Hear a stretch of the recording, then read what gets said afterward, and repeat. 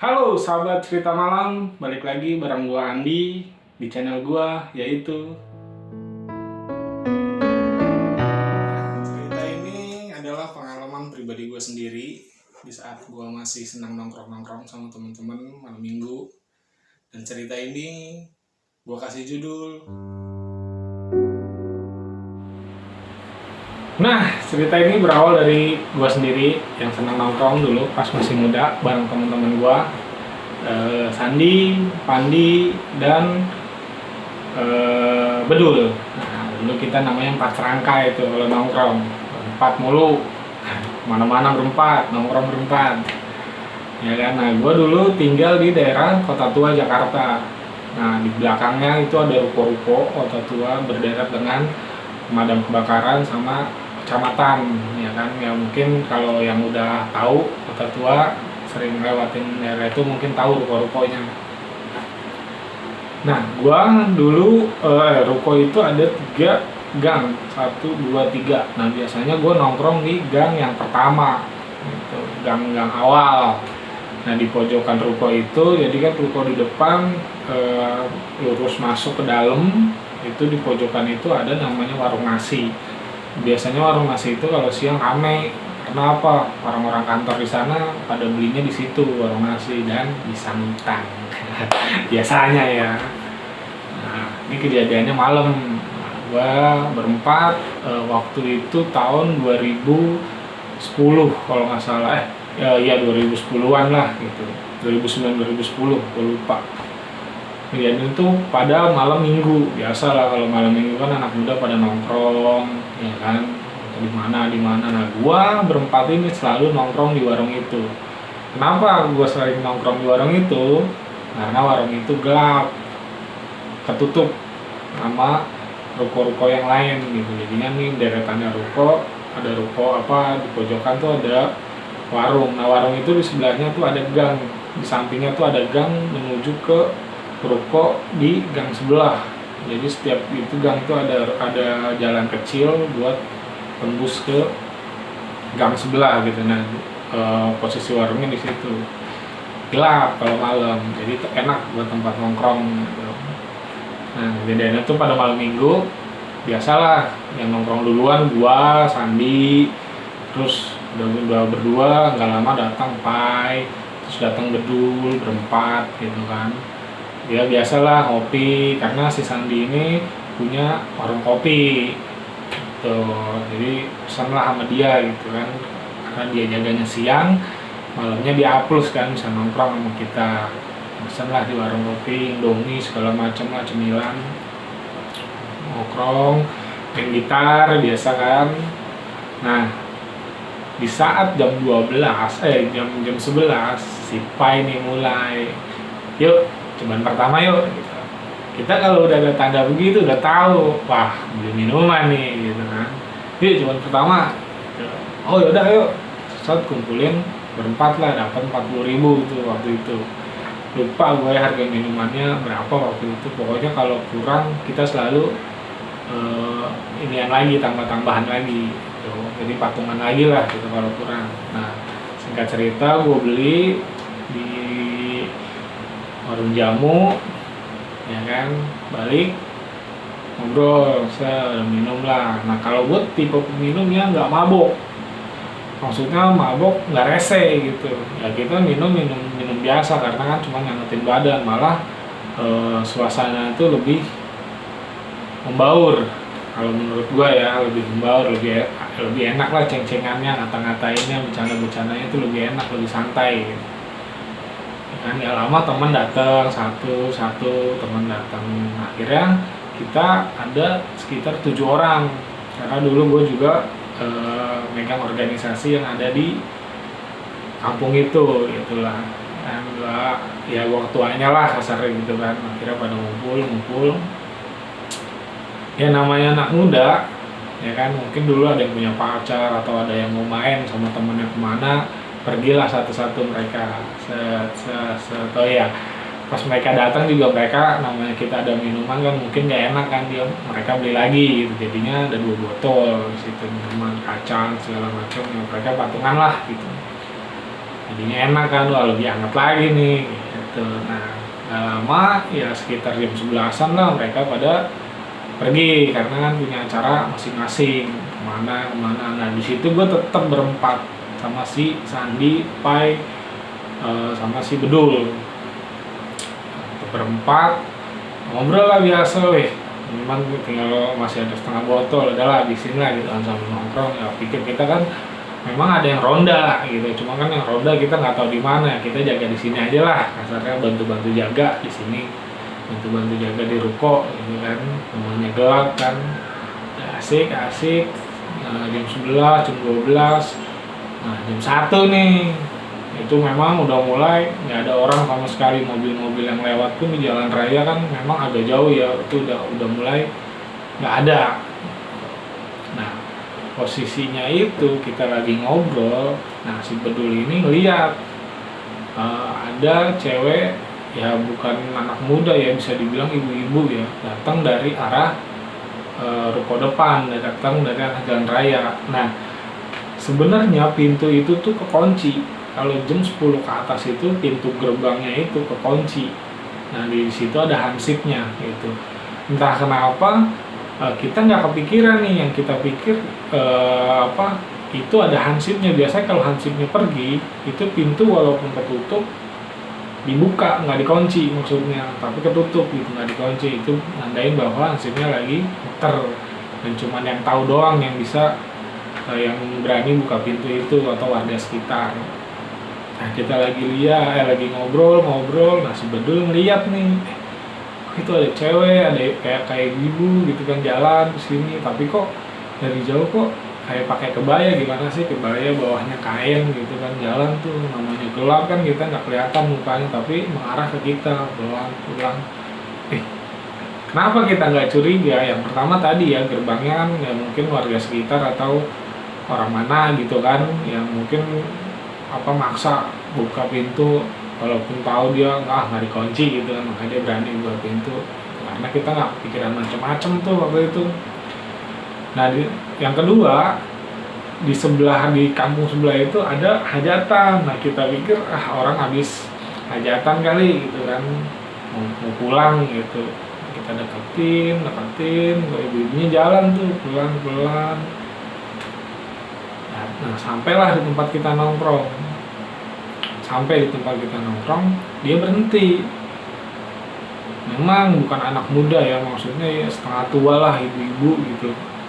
Pakai baju kebaya warna putih, kayak baju pengantin gimana sih gitu kan, tapi yang kebayanya gitu, kebaya biasa warna putih. Kita nggak ada curiga sama sekali, karena apa? Kita lihat jelas ini berempat tuh orang gitu loh. Kita berempat tuh ngeliat jelas dia tuh orang kakinya napak gitu kan, tapi memang mukanya itu datar. Kalau pas kita tanya, pas dia berhenti ya, terus kita tanya, ibu mau kemana? Kita bilang gitu kan, ibu mau kemana? Tuh, terus kata dia, saya mau nyari suami saya, kata dia gitu. Kita suami ibu, emang suami ibu di mana? Kerja di mana? Gitu. Oh kerjanya di sini, katanya supir. Oh supir, karena memang ruko-ruko itu banyak ekspedisi ya kan. Kita berpikir oh iya kali mungkin istrinya supir di sini gitu. Terus kita tanya emang ibu dari mana? Nggak ngejawab gitu kan, nggak ngejawab. Terus si Bedul ngomong, ya udah bu, saya anterin. Siapa tahu ada supir-supir, kan ada supir-supir pada nongkrong juga kan di situ. Udah dianterin dah tuh sama si Bedul. Dianterin pakai motor, duduknya itu miring, jalan tuh. Udah dulu anterin dong, siapa tahu bapak-bapaknya yang nongkrong di samping gitu kan, itu ada supir lah yang nongkrong di samping. Duduk dah tuh, bawa motor sebedul, motor duduk. Kita ditinggal dong, ya kan, kita pikir udahlah ada diantar yang Bedul gitu. Kira Bedul jalan, balik lagi nih si Bedul, tapi dengan muka yang kaget, takut gitu, dak-dikduk lah pokoknya. Wah udah pucet lah mukanya dia sambil bawa motor. berhenti di kita. Kan kita nggak tahu kan cerita dia kayak gimana kan, maksudnya kok cepet banget dong, udah ketemu belum ibu-ibunya gitu kan. Akhirnya dia diem, dia duduk minum, kita nanya udah dulu ketemu, dia diem aja. Woi, kita tanyain juga udah ketemu belum tuh ibu-ibu gitu. Akhirnya dia cerita, bro tadi orang kan katanya. Ya orang lah, orang apa kok, saya bilang, apa kita bilang kayak gitu, orang apa kok, bener lo orang katanya. Iyalah, kita kan lihat sendiri berempat gitu kan, emang kenapa sih?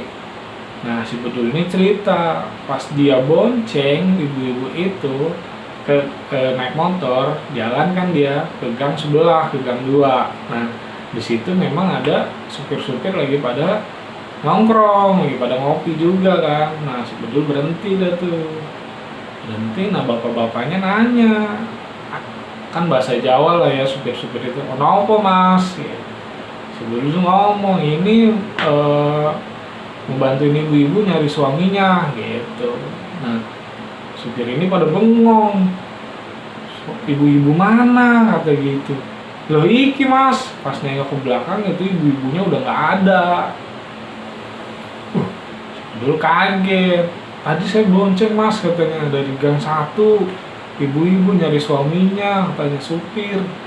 Loh kata supir ini, mabok kali mas katanya gitu, karena memang kan si Bedul mukanya udah kelihatan merah kan. Enggak mas, saya ngeliat kok sama temen saya katanya, orang saya anterin gitu. Makanya si Bedul balik ngebut. Nah, udah begitu, wah yang bener kita bilang, iya katanya hilang. Memang nggak, si Bedul balik lagi itu cewek nggak ada, ibunya nggak ada. Akhirnya kita tenangin si Bedul. Nah posisi itu waktu itu jam 2 kalau nggak salah ya, jam 2 pas setengah 2 gitu. Ya kan kita tenangin dah tuh si Bedul, udah tenang dulu gini-gini. Nah pas kita lagi si Bedul lagi ngadep duduknya ke arah gang yang kecil tadi, yang samping warung, itu ibu-ibunya jalan. Nah itu dia kata si Bedul, nunjuk ke ibu-ibu itu. Pas kita ngeliat berempat, iya jalan. Ya jalannya kayak di film-film lah, gimana set pindah-pindah gitu. Akhirnya kan kita kaget kan, pas depan muka kita itu yang tadinya mukanya ibu-ibu biasa, itu mukanya hancur. Ya bisa dibilang ya, kayak tengkorak lah gitu, hancur lah pokoknya, udah nggak jelas lah gitu. Nah, nyamperin ke kita pas depan muka kita berempat. Itu namanya kayak lari sekenceng-kencengnya ke arah pemukiman warga kan, ke arah kampung. Wah lari kan, lari ketemu dah tuh sama yang ronda. Wah ronda, kenapa lu pada kayak ngeliat setan? Iya bang, ngeliat setan gitu. Wah yang bener lu gitu. Iya di mana? Di sono.